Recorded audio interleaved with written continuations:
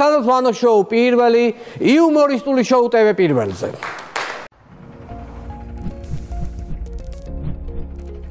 გადაცემის წარმოდგენია PSP. ჩემი ოჯახის საფთიაქი. რა ბაზარია? რუსკა მაყაშვილთან ერთად ყოველ სამშაბათს 20 საათზე. პოდკასტის ლინკი აღწერაში.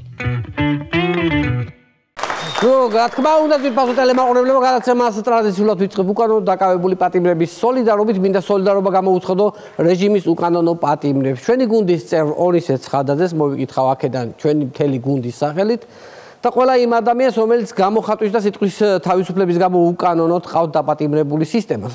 მალე გათავისუფლებას გისურვებთ ყველას ძვირფასო მეგობრებო. მონოლოგს ვიწყებ საინტერესო თემით გერმანიის მთავრობამ სანქციები დაუწესა ქართული ოცნების მაღალ ჩინოსნებსა და ძალოვანი სტრუქტურის წარმომადგენლებს აქციების დარბევის და ძალადობის გამო. ერთი ორიგინალური რაღაც ჩადო გერმანიამ ამ სანქციებში. არ არის მითითებული კონკრეტულად სახელი და გვარით ვინ არის დასანქცირებული. ერთგვარი სიურპრიზია. აი იქ რო ჩაფრინდა ჩდები გერმანიაში, ხო, აეროპორტში მესაზღვრე გაწვდის აი ამ სიურპრიზს. ლამაზად შეფუთულ სიურპრიზს და გიშვებენ უკან საქართველოში. ერთი სიტყვით სქესის გაგების ცერემონიასავითაა მოწყობილი სანქციების გაგების ცერემონია. ესეთი გერმანიის სანქციები ცივილიზებული მსოფლიოს არის უმნიშვნელოვანესი სიგნალი, თორემ ქართული ოცნებისთვის გინდ ყოფილა, გინდ არა. აი ნახოთ რა კომენტარი საკეთებს ამ თემაზე ქალაქ თბილისის თავი კაცი, კახი კალაძე. სანქციებს თუ დამიწესებენ მე რა, ესე იგი დავთმობ ქვეყნის ინტერესს. ეს თქვა გერმანულ სანქციებზე, შემდეგ ჩაჯდა გერმანული ავტო წარმოების გიგანტის და მსოფლიო ლიდერის Mercedes-Benz-ის G-კლასის უძვირეს ყველგან მავალში და ევროპული მასალებით აშენებულ ვილაზე გაუჩინარდა. ძვირფასო მეგობრებო. ევროპისადმი ყველაზე უცნაური დამოკიდებულება დააფიქსირა ოცნების არალეგიტიმური პარლამენტის თავმჯდომარე შალვა პაპუაშვილმა. ნახოთ მისი განცხადება. მივმართავ ევროპელ დიპლომატებს, რომლებიც ამას მშვიდობიან აქციებს ეძახიან. დაფარონ ის ზიანი, რომელიც პარლამენტს მიადგა. მართლა ასე თქვა, თან დააკონკრეტა, რომ კონდიციონერები დაზიანდაო, ავეჯიო და ფარდები გაფუჭდაო. აი ამას თხოვს ევროპელებს, ესენი გაგვიკეთეთო.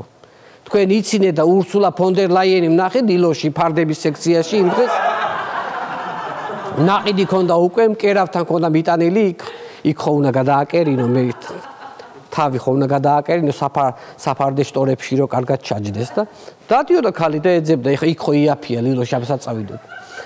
ქართულმა ოცნებამ სრული სვლით ააგუგუნა წინა მთავრობის საქმეების საგამოძიებო კომისია თეატრულუკიანის ხელმძღვანელობით. იძიებენ 20 წლის წინ მომხდარ საქმეებს. ამ საგამოძიებო კომისიას რომ ვუყურებ, მახსენდება მხატვრული ფილმი ბურთი და მოედანი. ჯერ ერთი იმიტომ რომ ბურთი და მოედანი ახლა ორივე არალეგიტიმური ქართული ოცნების არის და გაიხსენეთ რა ფრაზით მთავრდება ფილმი?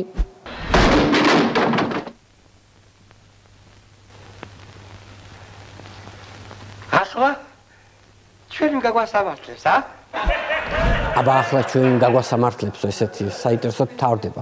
31 მარტს მოქალაქეები ემზადებიან დიდი აქციისთვის. ამ აქციას შეუერთდება გაერთიანებული ოპოზიციას, მაგრამ ოპოზიცია რამდენად გაერთიანებულია ეს არ ვიცი. მოდით ნახოთ გახარია საქართველოსის პარტიის წევრის განცხადება. ნაცები იყოფიან ორად. ბიძინას ნაცები და სააკაშვილის ნაცები, ანა ბუჩუკული. გახარიას პარტიას წარმოადგენს ეს. გახარიას პარტიიდან 90% ოცნებაში იყო ძვირფასო მეგობრებო. შესაბამისად, გახარიას პარტია იყოფა გახარიას ქოცებად და გახარიას ნაცებად. გახარიას ქოცები, ანუ ქოცები, რომლებიც არიან ბიძინას ნაცები და სააკაშვილის ნაცები და გახარიას ქოცები, რომლებიც არიან ბიძინას ნაცები. სააკაშვილის ყოფილი ქოცები და გახარიას ყოფილი ნაცები თუ აი ეს ამას ვერ მიხვდი. აი ამ ოცნებას ვერ ამარცხებთ მესმის და აი ეს ბუღალტერია რაღაც შემოგტენეთ, გამაგებინეთ, რატო გვაფლევინებთ, ვინ რომლის ნაცი ქოცი არის. ვითომ მეტი საფიქრალი არ გქონდეს, რა დაგუღალეს აი ამ ბუღალტერიით. აი ამ კონკრეტულმა პარტიამ. ისე რომ დააკვირდე თქვენი პარტიაც ორად იყოფა, ქოცების დროს მომუშავე გახარიები და ნაცების დროს მომუშავე გახარიები. ერთი სიტყვით, სულ რომ იძახოთ, რომ არც ნაცი ვარ და არც ქოცებიო, დნმ-ის ტესტს ვერსად გაექცევით. ვერსად. რასაც ვაკიდები, ნაცები ყველა პოლიტიკოსის დნმ-ის ტესტში ამოდის, ძვირფასო მეგობრებო, მათ შორის თვითონ უშუალოდ ბიძინაშიც. გახსოვთ ალბათ, ძველი დრო, ძველი კარგი დრო, როცა ირაკლი კობახიძის ადეკვატურობის მდგომარეობა რომ კარგად გავიაზროთ, მინდა შემოგთავაზოთ მისი ახალი ინიციატივა, ვნახოთ ინფორმაცია. კობახიძის ახალი განკარგულებით ოლიგარქის მთავრობა ყველაზე ნაკლებად განვითარებულ ქვეყნებს $10,000 დაეხმარება. ახლა წარმოვიდგინე, ბევრ ქვეყანას ეხმარება, რა ვიცი, სუდანი და რაღაცა ქვეყნები, უგანდა და რაღაც. ნუ წარმოვიდგინე ახლა მე მაგალითად ბურუნდის, აი ესეთი აფრიკაში ეს ქვეყანა, დედაქალაქის ქუჩებში როგორ გამოდიან ახალგაზრდები და მთავრობის სასახლეს უტევენ. მოითხოვენ გადადგეს მთავრობა, რადგან მათი არათანმიმდევრული გადაწყვეტილებით ქვეყანამ გადაუხვია საქართველოს გზას. და შეიძლება მათ დაკარგონ კობახიძის $10,000 ყოველწლიური დახმარების პაკეტი. დაამხობენ მთავრობას და აიღებენ მთავრობის სასახლეს.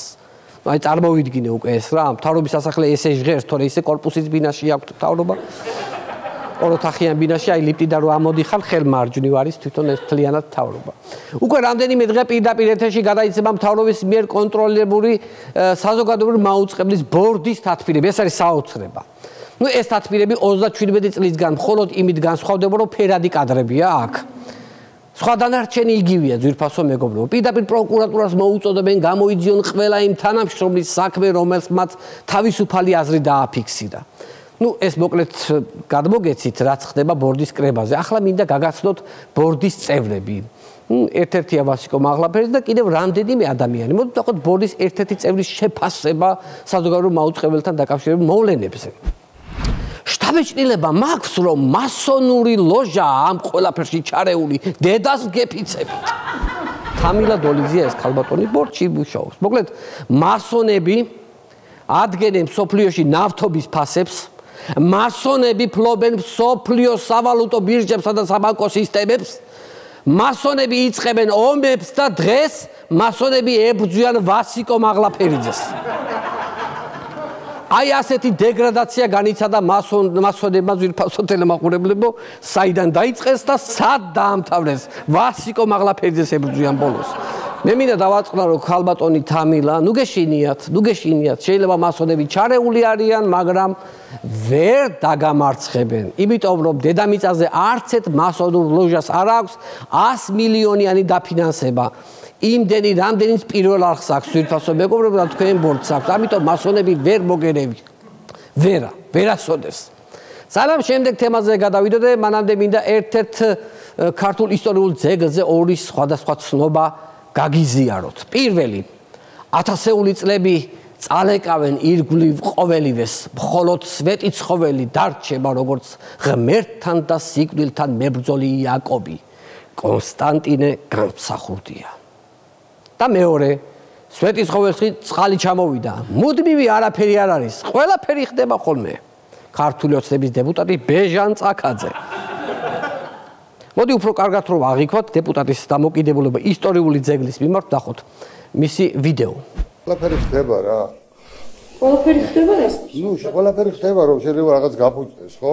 უდმივი არაფერი არ არის, ალბათ გააკეთენ და რაღაცა ხარვეზებია. ნები არის, სვეტიცხოვლის ტაძარი დგას ბატონო. მაგრამ არა რემონტდებოდა, ყოველ გარკვეულ პერიოდების შემდეგ რემონტდებოდა და კეთდება. რა რემონტდა ეხლა წყალი რატომ ჩამოვიდა სვეტიცხოველში? მეტი ვერაფერი ნახეთ თემა. მუდმივი არაფერიაო, ესე ამბობს. მართლა ესე არაფერიაო, ანუ ეს. აი როგორი პასუხია იცით? 1000 წელი დგას სვეტიცხოველი და კიდევ რამდენი წელიღა უნდა იდგესო. ანუ აი ესეთი პასუხი გაქვს. ანუ ექსპლუატაციის ვადა ყველაფერს გაზდისო. წაქაძე გვეუბნება. თითქოს აი ეზოში რომ სიგარეტის ჯიხური უდგას, იმაზე ლაპარაკობდეს. ბეჟან წაქაძემ შეიძლება წულუკიანის კომისიას მიმართოს, იმიტომ რომ ყველა წინა ხელისუფლება ხომ ნაცები არიან და ესე იგი გიორგი პირველიც ხომ წინა ხელისუფლებაა, ანუ მათზე უკან არის ყველა წინა ხელისუფლება. მიხვდით?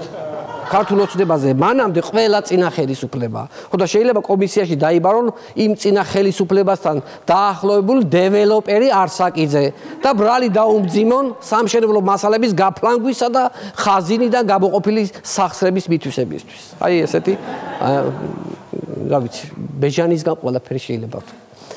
ქვეყნის ერთ-ერთ მთავარ ხუროთმოზღუდ ძეგლზე რომ ლაპარაკობს მთავრობის წარმომადგენელი ამათმა რამეს ყურადღება რომ მიაქციონ ცოტა სხვანაირად უნდა აუხსნათ ხოლმე ძვირფასო ტელემაყურებლებს ჟურნალისტებსაც მინდა ვთხოვო აი სვეტო ცხოველზე უნდა უთხრათ ხოლმე რომ ეს ის ტაძარია ბერამ რო ქორწილი გადაიხადათ ხო და ეგრევე დაფაცურდებიან და გააკეთებენ კაცო რა პრობლემა არის ეგრე უნდა მიუუდგეთ ყველანაირად მოდი რეგიონებში გადავინაცვლოთ და ვნახოთ რა ვითარება გურიაში სტიქიის შემდეგ თუ შეიძლება ინფორმაცია ვნახოთ ჩოხატაურის მერიამ გზების თოვლისგან გასაწმენდად კომპანია გაზაფხულზე დაიქირავა. ძვირფასო ტელემაყურებლო 300,000 ლარი გამოყვეს ამისთვის. რაღაცინებ თოვლი არ არის და მაგიტო გამოყვეს სულ რაღაც 300,000 თორე თოვლის გაწმენდისთვის თორე თოვლი რო ვიყოს გაცილებით მეტი დაждდებოდა მისი გაწმენდა. ფაქტიურად ფული დაზოგეს ახლა. ეს პრობლემა რომ მოგვარდება და გურია გაიწმინდება არარსებული თოვლისგან, აგვისტოს დასაწყისში გამოიყოფა დამატებითი ხარჯები ზვავ საშიშროების ზონების პრევენციისთვის. რომ ესეც აღკვეთოთ, რომ მართალია ზვავი არ არის, თოვლი არ არის და ზვავი არ იქნება, მაგრამ მაინც პრევენცია საჭიროა, რომ გავხედოთ, არის ზვავი თუ არ არის ზვავი.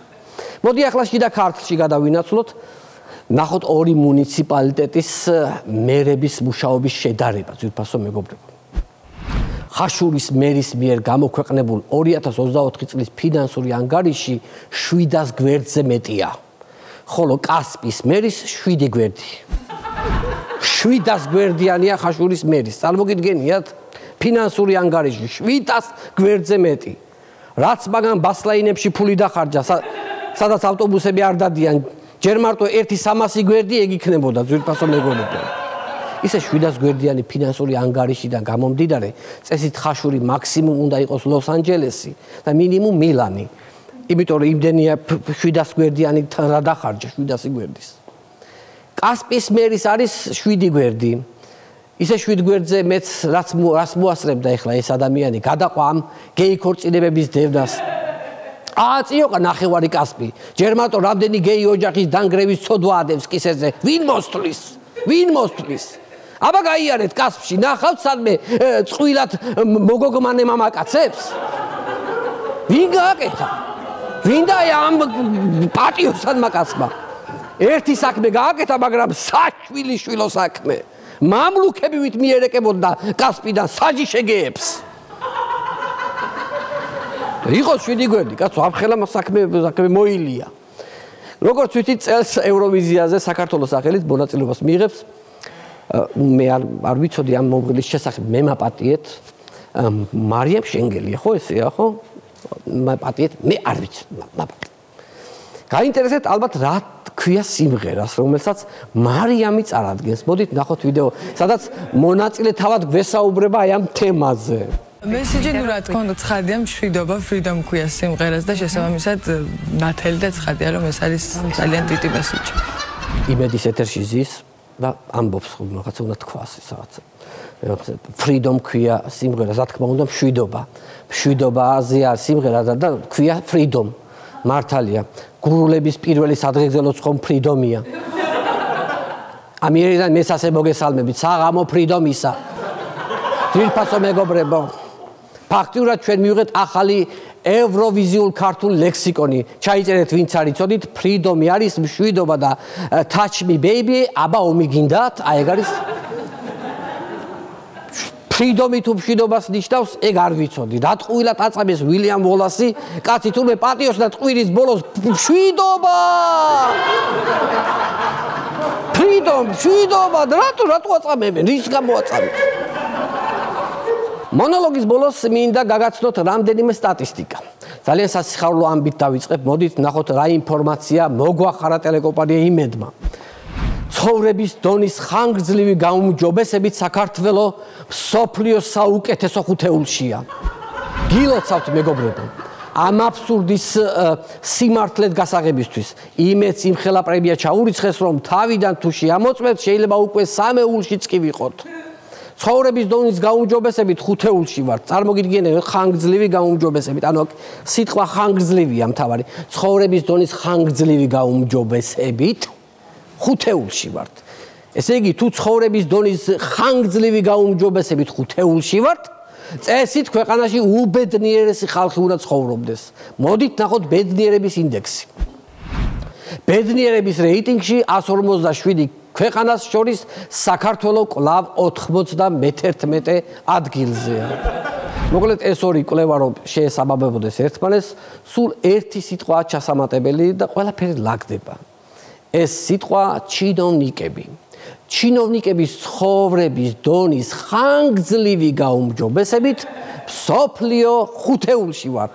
აქედან გამომდინარე ბედნიერების ინდექსით კვლავ 91 ადგილზე ვართ და ასე უკვე მშვენივრად ჩაწიკწიკდა წინადადება. ლოგიკაში ჩაჯდა. ესე იგი ამ მონაცემებით რისი დასკვნა შეიძლება? ადამიანს ცხოვრების დონის ხანგრძლივი გაუმჯობესება ჰქონდეს და ბედნიერი მაინც არ იყოს, მე არ მესმის ეს რა არის. ასეთი უმადური როგორ შეიძლება იყოთ? ასეთი უმადურები. თქვენ იცით რისი ღირსები ხართ ხალხო? თქვენ უნდა გაგყაროთ კაცმა ევროპებში. მოგცეთ იქაური მაღალანაზღაურებადი სამსახური და სულ თქვენი შრომით და ჯაფით ნაშოვნი ფულით ნაყიდ საჭმელზე უნდა გამყოფოთ კაცმა. დიახ, იმ ევროპულ საშუალო ხელფასზე 3-4,000 ევროზე უნდა გაცხოვროთ ადამიანებმა. იქ ეგრე უნდა, აი მაგის ღირსები ხართ. ნახავთ მერე თუ არ მოგენატრებათ აქაური წინასაარჩევნოდ გადამოგდებული 50 ლარი და 2 ნაჭერი მუქთამწვათი. არაფრის ღირსები არ ახართ. უმადურებო თქვენ. დიდი მადლობა ჩვენ შოუს მუსიკალურად აფორმებს ბენდი თამუნა ლეკვეიშვილის ხელმძღვანელი. მადლობა. გადაცემის წარმოდგენია PSP.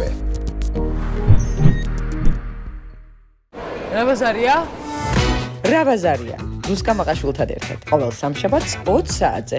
პოდკასტის ლინკი აღწერაში.